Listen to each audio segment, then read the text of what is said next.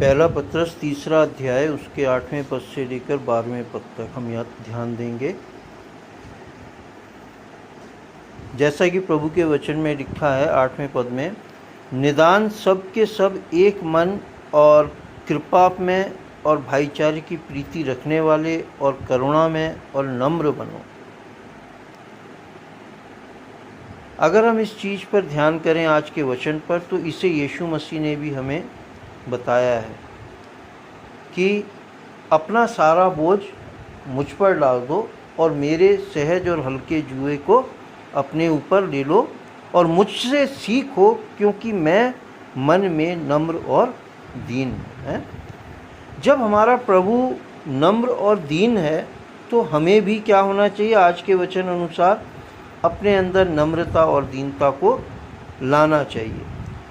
जबकि हम वैसे देखते हैं कि हम कई जगह पे अपने आप को बहुत कुछ नम्र और दीन बनाना चाहते हैं या दिखाना चाहते हैं, लेकिन फिर भी अगर हम अपने आप को जांचें और देखें तो हम कई बातों में कठोर पाए जाते हैं। मैं अपने आप को कई बार देखता हूँ तो सोचता हूँ कि बहुत सी बातों में मैं कठोर हूँ, लेकिन फिर भी जो है कि प्रभु हमें सामर्थ्य दे सकता है कि हम नम्र और दीन बने। क्योंकि मैं बहुत सी जगह देखता हूँ कि जहाँ मैं कठोर होता हूँ वहाँ प्रभु किसी ना किसी तरीके से मेरे जीवन में ऐसा कार्य करता है कि मुझे अपने आप को नम्र और दीन बनाना पड़ता है। तो प्रभु हमारे लिए जो सब कुछ असंभव है करने के लिए, अगर हम उससे जुड़े रहते हैं, जैसा कि यूहन्ना की इंजील में लिखा हुआ है कि मैं दाखलता हूँ और तुम क्या हो? डालियाँ हो, और जो डाली मुझ में जुड़ी रहती है बहुत फल फलती है।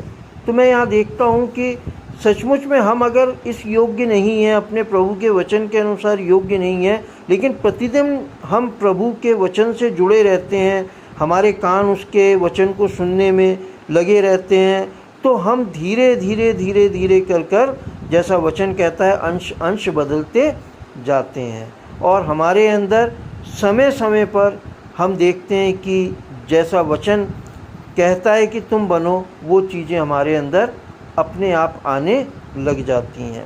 चाहे हम अपने आप में कठोर अपने आप को समझते हैं, लेकिन फिर भी प्रभु में अगर हम लिपटे रहते हैं डाली की तरीके से, तो हम प्रभु के वचन अनुसार अपने आप को जब जांचते हैं, देखते हैं, तो हमारे को अपने अंदर नम्रता और दीनता भी दिखाई पड़ती है।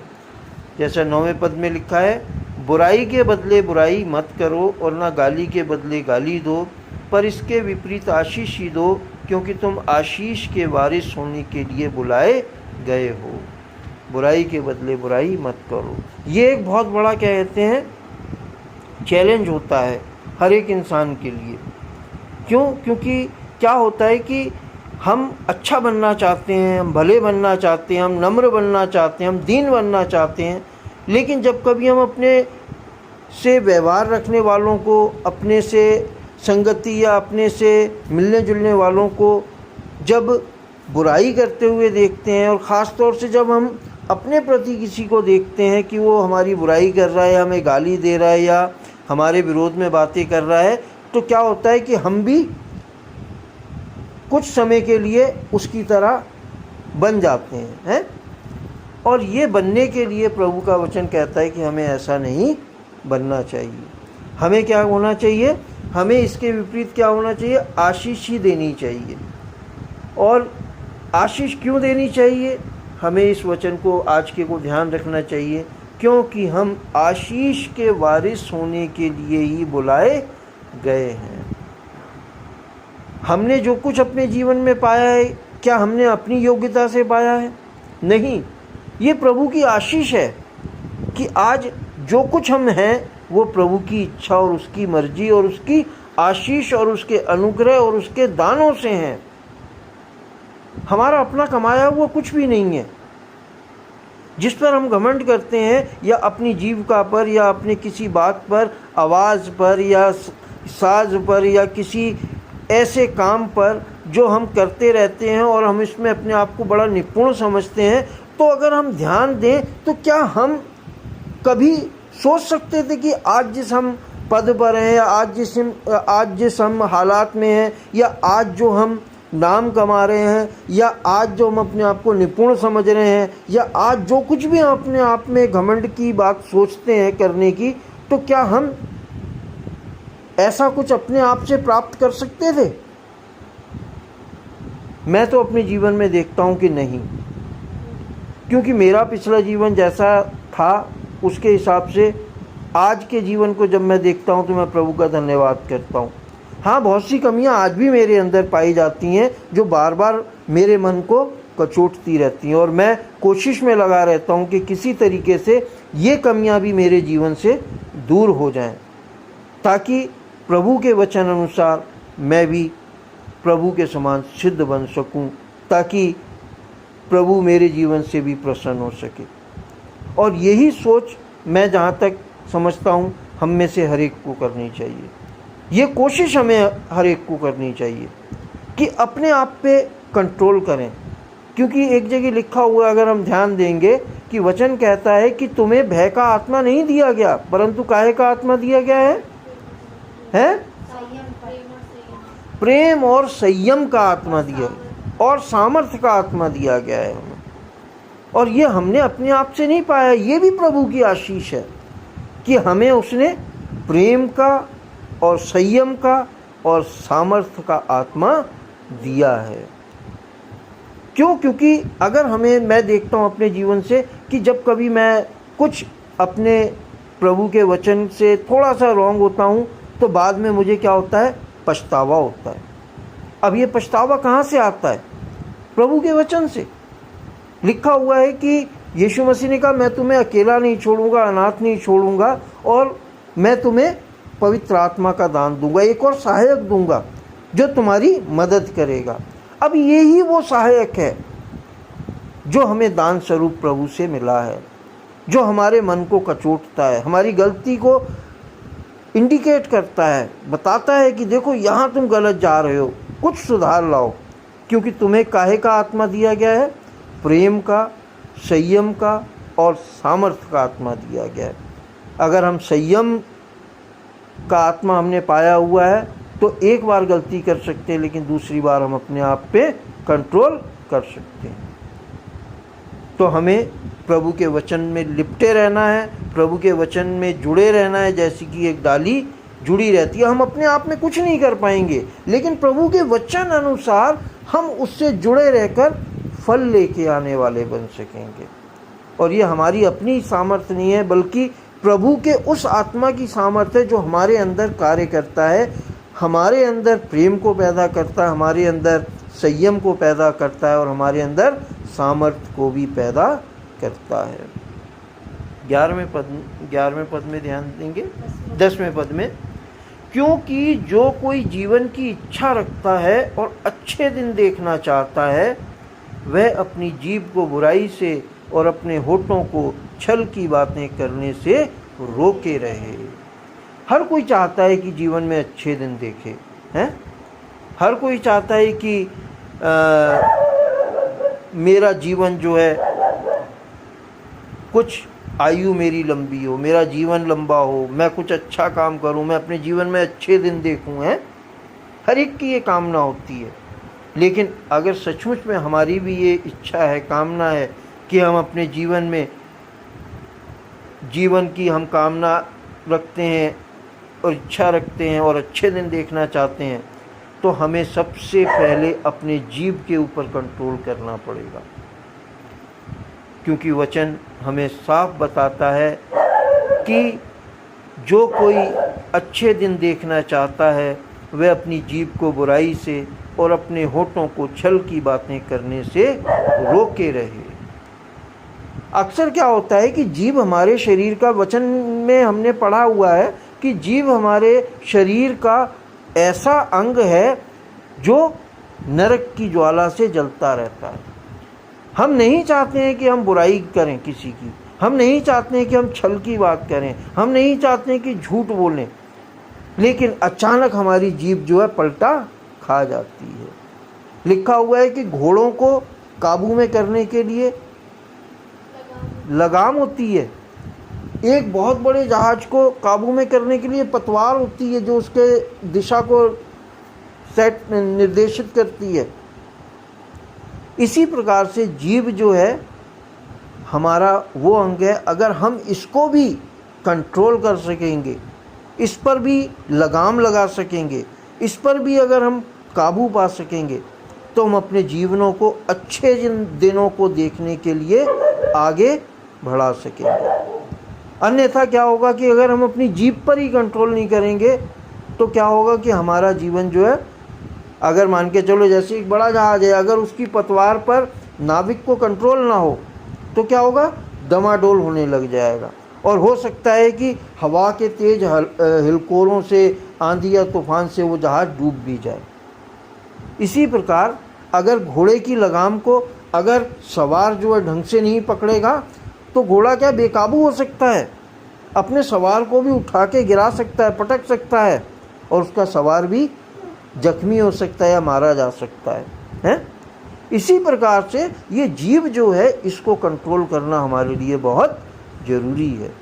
अगर हम जीव को कंट्रोल कर लेंगे तो हम बहुत कुछ को कंट्रोल कर लेंगे और अपने जीवन में बुरे नहीं बल्कि अच्छे दिन देखने वाले बनेंगे। ये परमेश्वर का वचन हमें गारंटी दे रहा है, बता रहा है, समझा रहा है। क्योंकि जो कोई जीवन की इच्छा रखता है और अच्छे दिन देखना चाहता है, वह अपने जीव को बुराई से और अपने होठों को छल की बातें करने से रोके रहे। 11वें पद में, वह बुराई का साथ छोड़े और भलाई ही करे, वह मेल मिलाप को ढूंढे और उसके यत्न में रहे। ऐसा करें हम। होती हैं गलतियां, लिखा हुआ है, प्रभु यीशु मसीह ने कहा इंसान का हर प्रकार का पाप क्षमा किया जाएगा। है क्यों कहा उसने? क्योंकि वो जानता है, हमारी सृष्टि से वाकिफ है वो। उसने कहा है, उसने हमें बनाया है अपने हाथों से, वो जानता है। लेकिन हमें क्या है, यत्न करना है, कोशिश में लगातार बने रहना है। जो कुछ हमारा मन हमें दोष देता है, लिखा हुआ है कि अगर तुम्हारा मन तुम्हें दोष ना दे तो जो कुछ तुम पिता से मांगोगे वो तुम्हारे लिए हो जाएगा। लेकिन हम देखते हैं कि हमारी बहुत सी बातों में हमारा मन ही हमें दोष देता है कि हम ऐसे हैं, ऐसे हैं, ऐसे हैं। तो हमें क्या करना है, जो बातों पे हमें दोष लगाता है हमारा मन, हमें लिखा हुआ है कि ढांढस मानना है अपने मन में जो वो दोष लगाता है, और क्या करना है, यत्न करना है कि हम इसे अपनी जीभ को, खास तौर से जीभ, लिखा हुआ है कि जीभ को कोई अपने वश में नहीं कर सकता। लेकिन साथ में ये भी लिखा है, जो कोई जीभ को अपने वश में रखेगा, होठों को छल की बातें करने से रोकेगा, तो वो अपने जीवन में अच्छे दिन देखने पाएगा। जीभ एक प्रकार का ऐसा अंग है जिसके विषय में बताया गया है कि थोड़ी सी आग जो है पूरे जंगल को जला के राख कर देती है, और जीभ भी ऐसा ही है। कई जगह हम देखते हैं कि थोड़ी सी बात कह देने से सामने वाले का जीवन जो है हमारे से अलग हो जाता है। हम जीभ के द्वारा लोगों को घायल कर देते हैं, हम जीभ के द्वारा अपनी बातों से लोगों को काट डालते हैं, उनके दिलों को दुखी कर देते हैं, हम उनके साहस को तोड़ देते हैं। तो हमें क्या करना है, यत्न करना चाहिए कि हम बुराई को छोड़ें, भलाई ही करें और मेल मिलाप को ढूंढें और उसके यत्न में लगे रहें। 12वें पद में ध्यान देंगे, क्योंकि प्रभु की आंखें धर्मियों पर लगी रहती हैं। हम अपने कर्मों से धर्मी नहीं ठहरे हैं। रोमियो की पत्री में क्या लिखा हुआ है कि हम विश्वास के द्वारा जब तुम धर्मी ठहरे हो, 5वें अध्याय में है, जहाँ तक है 5वें अध्याय में लिखा हुआ है कि जब विश्वास के द्वारा तुम धर्मी ठहराए गए हो तो परमेश्वर से मेल जोल बना के रखो। हम क्या हैं, धर्मी ठहराए गए हैं। हम अपने कामों से धर्मी नहीं है, परंतु हम विश्वास करने से, परमेश्वर के अनुग्रह और यीशु मसीह के अपने बलिदान के छुटकारे के द्वारा हम धर्मी ठहराए गए हैं। तो हमें क्या करना है, बड़ा ध्यान से अपने जीवन को चलाना है। क्यों? क्योंकि लिखा हुआ है, जैसा 12वें पद में लिखा है, क्योंकि प्रभु की आंखें धर्मियों पर लगी रहती हैं। वो देखता रहता है हमें कि मेरा बच्चा क्या कर रहा है। हम प्रभु के छोटे छोटे से बच्चे हैं कायदे से देखा जाए तो। जैसे हम अपने छोटे बच्चों पर हमेशा क्या निगाह रखते हैं, ये कहाँ जा रहा है, ये क्या कर रहा है, ये क्या कर रहा है, ये कुछ गलत तो नहीं कर रहा, कहीं इसके क्या कहते हैं करने से कहीं ये अपने आप को तो घायल नहीं कर लेगा, कहीं से ऊंचे से कूद के ये खुद चोट तो नहीं लगा लेगा, कहीं ब्लेड हाथ में लेके अपना हाथ तो नहीं काट लेगा, हैं। तो ऐसा इसी तरीके से प्रभु की भी निगाहें, आँखें धर्मियों पर लगी रहती हैं और उसके कान उनकी विनती की ओर लगे रहते हैं, परंतु प्रभु बुराई करने वालों के विमुख रहता है। हम कहते हैं ना कि अरे यार ये तो बहुत बुरा इंसान है यार, फिर भी इसे कुछ नहीं हो रहा है ना, ये तो बहुत ज़्यादा धोखे देता है, ये तो बहुत छल, ये तो 2 नंबर से कमा रहा है, ये 4 नंबर से कमा रहा है, ये कर रहा है, वो कर रहा है, प्रभु इसे नहीं देख रहा। वो उसे नहीं देखेगा प्रभु। कारण ये है कि वचन बताता है कि इस संसार के अंदर बहुत से ऐसे भी हैं जिनके अंदर आत्मा नहीं है, वो शारीरिक लोग हैं, वो खाली जिसे कहा जाए संसार में इन्हीं कामों को करने के लिए ठहराए गए हैं। प्रभु ऐसों पे अपनी निगाहें नहीं रखता, ना उन्हें नापता, ना तोलता है, ना देखता है, ना जांचता है, ना परीक्षा करता है, ना दंड देता है, उन्हें ताड़ना भी नहीं करता, लिखा हुआ है, क्योंकि परमेश्वर ने उन्हें छोड़ रखा है। लेकिन परमेश्वर पिता का धन्यवाद हो कि उसने हम पर अपनी आँखों को लगाए रखा हुआ है, ताकि हम अपने आप को क्या करें, सिद्ध बनाएं, जैसा कि पिता सिद्ध है, और अपने चुने और अपने बुलाए जाने और अपने पवित्र किए जाने और अपने धर्मी ठहराए जाने की इस दान को समझें जो प्रभु ने हमें दान स्वरूप में दिया है। हमारी कमाई हुई चीज़ नहीं है ये, परंतु ये दान है कि प्रभु ने हमें अपना बनाया है। परमेश्वर पिता अपने वचन के पढ़े और सुने जाने पर बहुतायत से आशीष दे, प्रभु यीशु मसीह के नाम में, आमीन आमीन आमीन। नेकी की राहों पे तू चल, रब्बा रहेगा तेरे संग। नेकी की राहों पे तू चल, रब्बा रहेगा तेरे संग। वो तो है